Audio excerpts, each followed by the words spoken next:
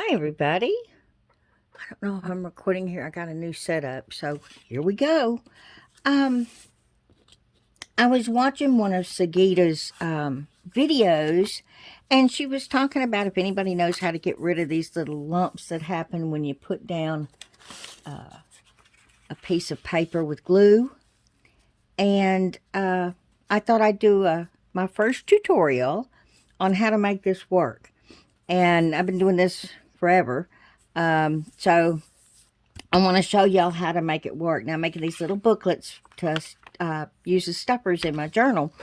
And what I want to do is cover, this is a Funkin' Wagnall's book, makes a great base for things. And, you know, if you see the writing, fine. If you don't, that's fine too. I don't care. I like them both.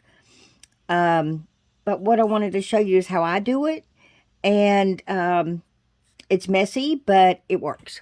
So let me make sure. Here we go. Like I said, I got a new setup, so I might, I might do tutorials in the future. I don't know, but it's right here on my messy desk where I work, and I know a lot of people are nice and they cover their desk. I'm gonna let you see it how it is.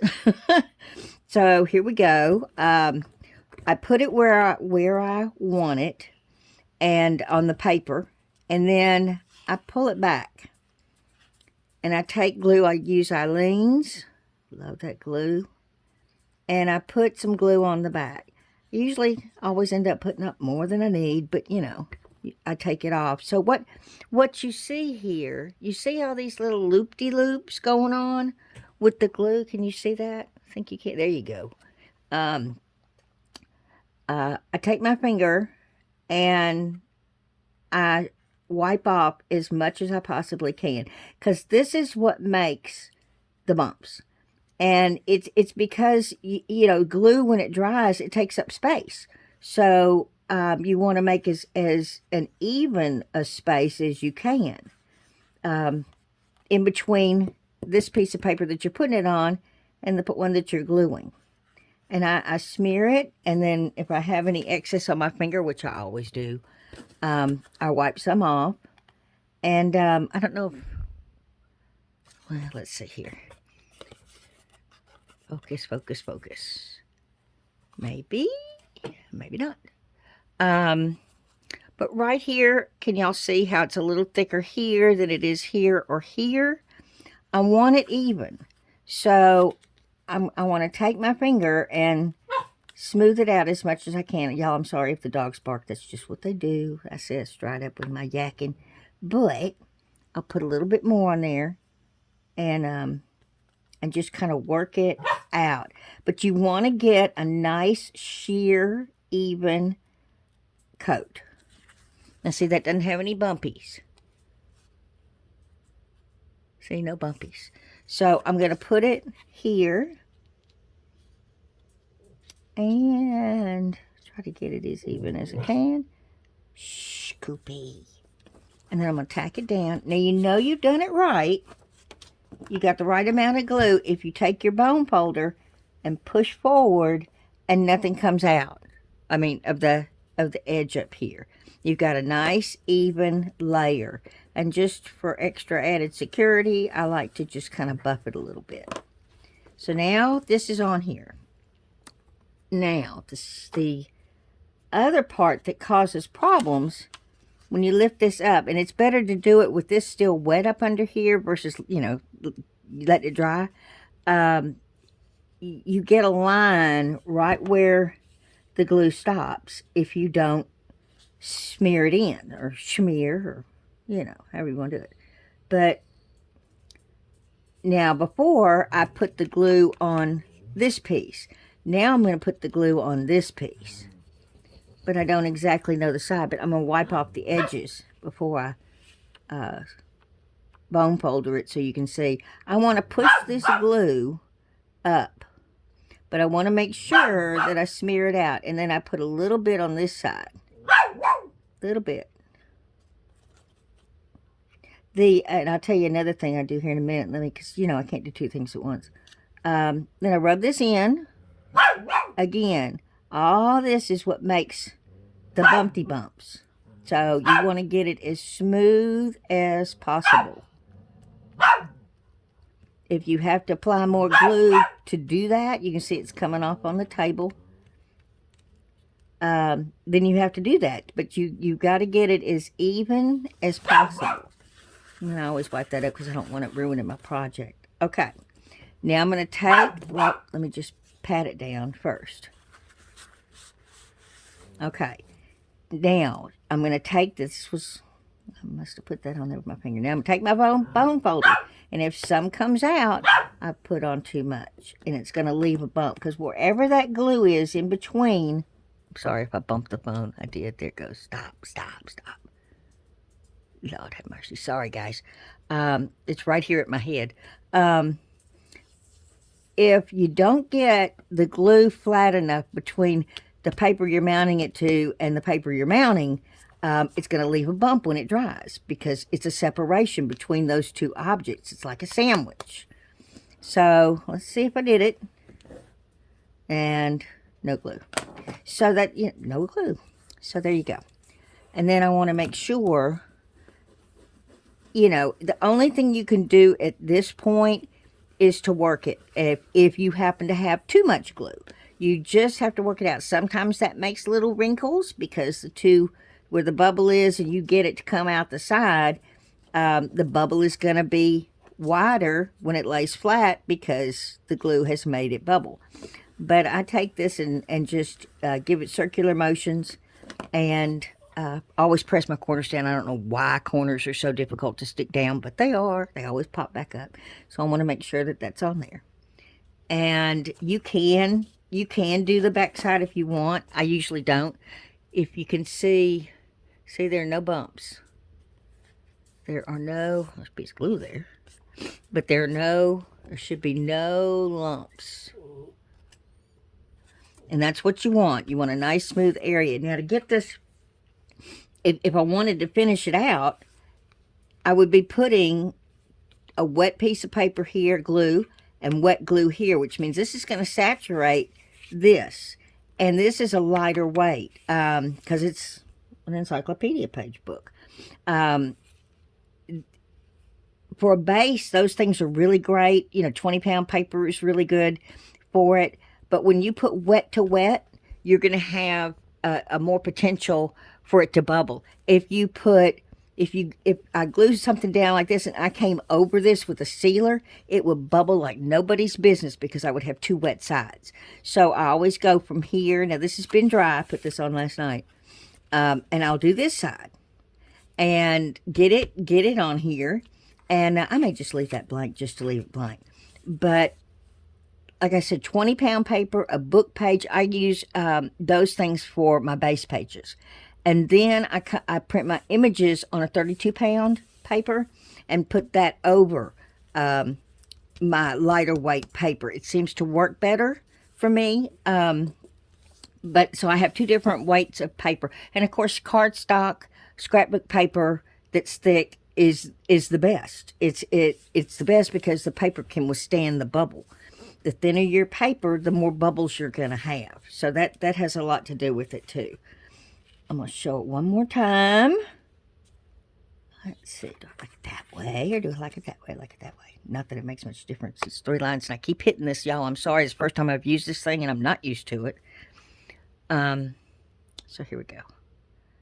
Again, I lay it where I want it. And this is how I do it. And I hold the weight here and I bend it back. And then I take the glue, put it on, a little bit more than I think I'm going to want, because I want to get in between all the glue lines and make it nice and smooth. So I run my finger across the bottom because that's where I want to stop. And then I start to come up and try to get as much coverage as I can.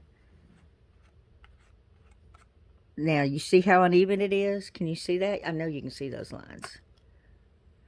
I want to fill in all that stuff. So in order to do that, I need to smear out as much as I can, and I use a paper towel to wipe off on any glue particles. You want to get that out. And by doing that, of course, I'm using up glue. So I may have to go back. But it remains sticky for a while, you know. But I want to get all this, any lines that I see, I want it even. And then I take it, tack it down with the paper towel, and then use my bone folder. And none came off, except for a piece of lint. So that's how I want it. And then I push the corners, because these corners drive me absolutely nuts. I know they drive everybody crazy. And then while it's still wet, I want to make sure that if I come back and this is dry, I'm only going to be able to pull up so much to where it stopped. And it's gonna, there's going to be just this hairline line, and it's going to go all the way across your page on the front. So while it's still wet, I take my glue and apply it on. And again, I want to smear it as much as I can. I got a big clump of glue here, but I want to smooth it out, and I want to get it on this side too. And I just work it in, and then start pulling it down as I make a mess. It wipes off, it's no big deal. And if you pull like I just did, I pulled this a little bit with my finger, push the glue up there. And spread it on out. I want to make sure. And you see this? See this lumpy lump here? And this lumpy lump here? Gotta go. It's gotta go. Or even if you use the bone folder to smooth it out, you've got more glue in this spot, than you do, say, in the spot next to it. And if it doesn't spread out, that's where your bubble's gonna form. It's just, think of it as a sandwich, you know, because that's actually what you're doing. You're putting something in between two pieces of paper. And then I want to put it down. And if I did it right, and I want to make sure I have glue off my edges, if I did it right, I shouldn't get any glue. No glue. So, I mean, I've done this forever. This is just how I do mine. So now, when the person that gets the journal with this in it, when they go to write, their writing is not up and down and jagged and looks messy. They can keep it nice and neat. That's what you want. Also, here's a good example. Oop, there we go. See how this is starting to flip forward? And this one will too. Because it's doing that because it's wet. It's wet on this side. It's dry on this side. So when something has moisture on one side like paper and not on the other, it's going to do this number. It's going to come up, which also creates the bubbles. So even though this is tacked down, it's not going to make it, because it's solid, it's not going to make any bubbles. However, it's going to make a wompy jawed booklet. I don't want that. You know, I mean, see, if I push in the middle, you see what it's doing? So what I do is when I get to this point, I find a book that is heavy, or two, and it's bigger than the object that I'm working on. And I will set that on a back table and let the weight of that book hold it in position, sometimes overnight, you know, especially if I start stacking them. Here's one. You know, I'll just take another one and put it on there, and another one and put it on there. And each one, that book is going to push down, down, down. They'll all get flat again.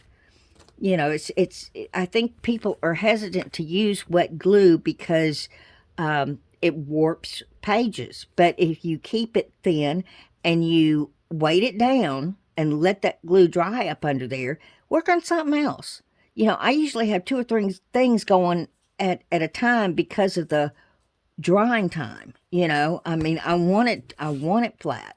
And I know it drives people crazy when it doesn't come out flat. I see them use these glue sticks. That's another thing.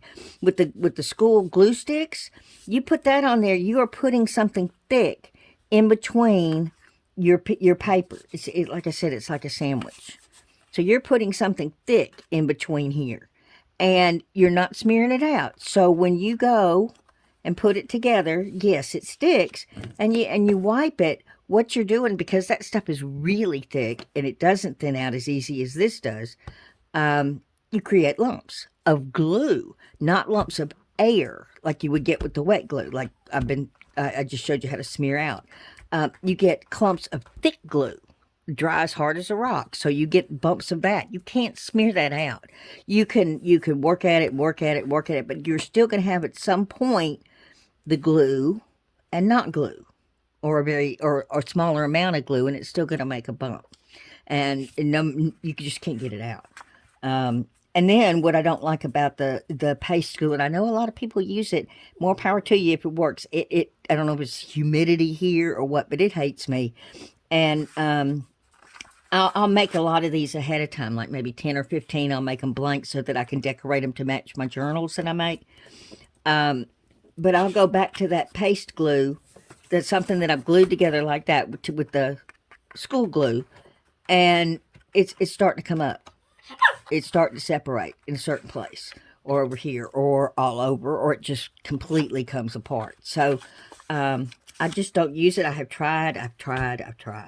Because I thought, yeah, this is great because it keeps everything flat. Well, this idea will too if you put a weight on it. But like I said, you got to wait for this glue. You can feel it. It's cooler to the touch. So just wait for it to dry, work on something else, and you will have a perfect project every time. Okay, guys, I want to thank you for being here during my first tutorial. I probably ran my mouth too much, but, I'm all about giving as much information out as I can to help everybody. When I first started out, there was no way to, I watched some videos, but there weren't that many out there as there are today. So I just try to give as much information as I can. Anyway, thanks for being here, and I'll see you in the next video. Bye-bye.